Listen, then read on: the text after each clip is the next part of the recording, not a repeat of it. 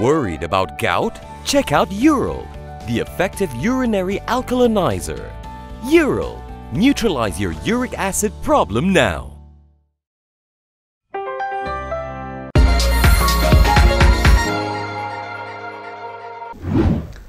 Welcome to KiniNews. I'm your host Prasad. If you think Singapore is developed, think again. One Umno leader says the island nation could even be more developed if it had Umno. Malaysia has Umno. Look how much more developed we are than Singapore. Right, guys? Johor BN chief Hasni Mohammad has claimed that Singapore could be more developed if it was led by Umno. He said this in response to past Vice President Mohd Amar Abdullah, who claimed that Singapore was more developed than Malaysia because it didn't have Umno. Hasni was quoted by Oriental Daily as saying that Umno would be as strong as the ruling party in Singapore, the People's Action Party. Hasni was also quoted as saying that Malaysians crossing to work in Singapore daily was not limited to Johorians. He added that they also included people from Kedah and Kelantan, both states that are governed by PAS. Yesterday, Muhammad Amar, who is also the Kelantan Deputy Menteri Besar, pointed out that Singapore was more developed than Malaysia.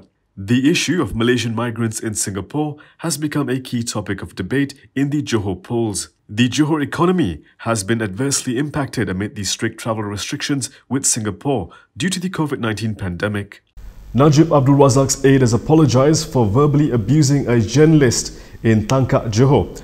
The aide feels so bad he's willing to have 1 month's salary docked. Here's more on what happened.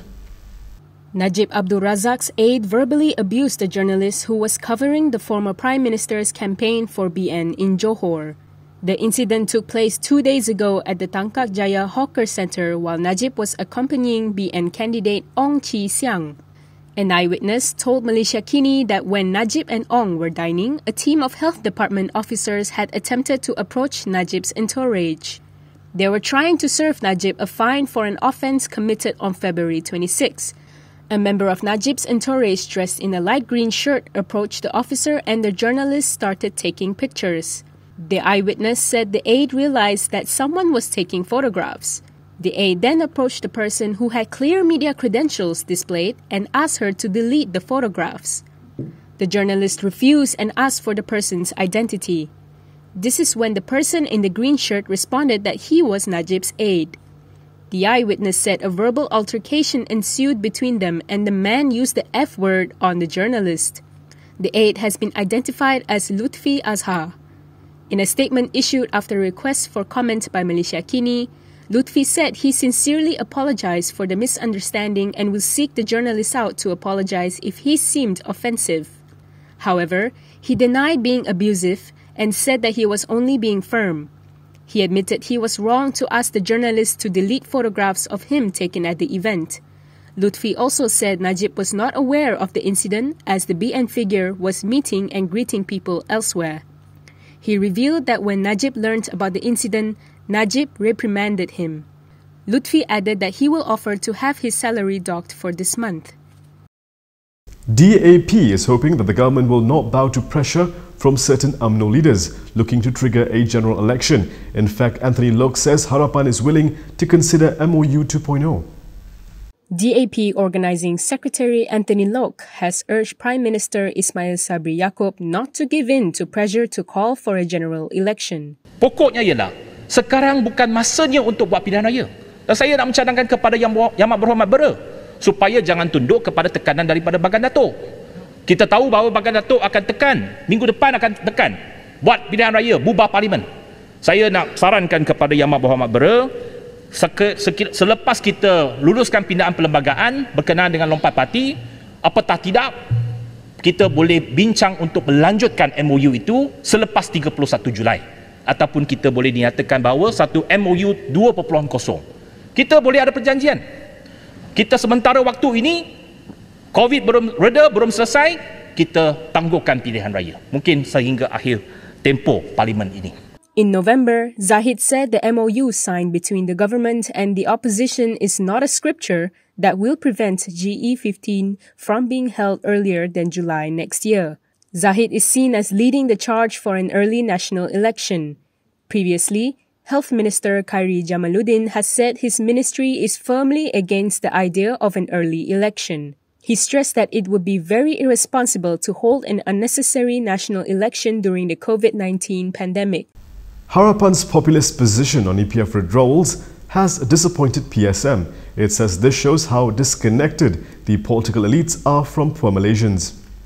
Harapan leaders Anwar Ibrahim and Lim Guan Eng have been accused of ganging up with UMNO by pushing for early EPF withdrawals. PSM Deputy Chairperson S. Arutchelvan said such a move would deplete the savings of the poor. He added that it was really sad to see such statements coming from Anwar and Lim. Arutchelvan pointed out that the Harapan leaders were trying to be populist when the consequences were terrible and far-reaching. He also said the statements from Anwar and Lim also reflect that the political elites were bankrupt of ideas when it comes to resolving the woes of the poor. PSM believes it shows not only the failure of the Memorandum of Understanding between Harapan and the government, but also that politicians will do anything to win an election. Earlier, both Anwar and Lim claimed that they received feedback from Johor voters in favor of early EPF withdrawals. Lim, who was once critical of such schemes initiated as a response to the COVID-19 pandemic,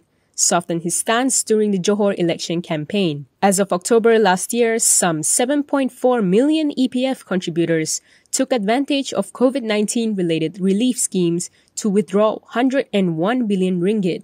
Najib Abdul Razak certainly knows how to spend his money. He has hired a top PR firm to look after his image in the US. Former Prime Minister Najib Abdul Razak has hired Carve Communications to provide media relations support. A spokesperson from the firm revealed that they were hired to help ensure Najib's actions and views are understood by US journalists and presented accurately in any US media coverage.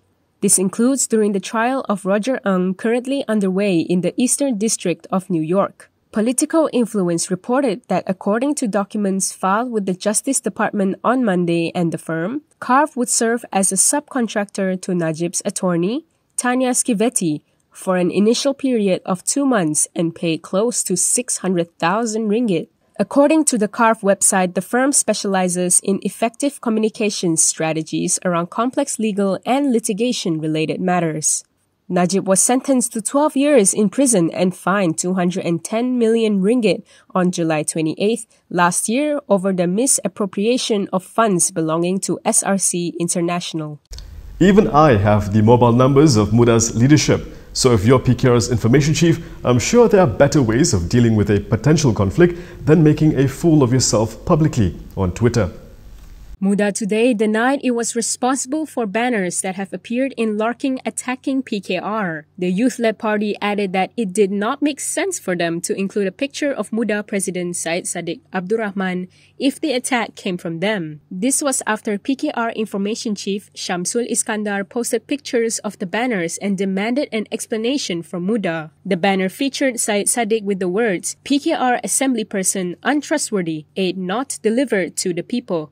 In his original post on Twitter, Shamsul questioned what kind of politics Muda was trying to play. However, Muda Vice President Zaidal Baharudin said Shamsul should not be quick to jump to conclusions. Zaidal also said Muda's actual banners were not that ugly. Shortly after Muda's denial, Shamsul deleted his original tweet and thanked Muda for clarifying. BN has chosen its MB candidate for Johor. The rest have decided not to make their pick public. This includes Perikatan Nasional. Perikatan Nasional has decided not to reveal its Menteri Besar candidate for Johor. The coalition's chairperson, Muhyiddin Yassin, told reporters in Muar this morning that PN would only announce their Menteri Besar candidate when and if the coalition wins the state election. Muhyiddin said the decision not to name a MB candidate was not because PN did not have a candidate. The former Prime Minister said PN has many leaders who are capable and with caliber. Opposition coalition Pakatan Harapan has taken a similar approach of not announcing their MB candidate. However, there are strong rumours that Harapan is banking on PKR's Mazli Malik, who is contesting the Layang-Layang state seat. So far, only BN has named its choice for Menteri Besar, Hasni Mohammad. And that is all from me today. For more stories, you can go to KiniTV.com. You can also follow us on Instagram, Twitter, YouTube and Facebook for the latest news updates. If you'd like to support independent media, do consider subscribing to MalaysiaKini.com. I'm Prasad. Thank you for watching.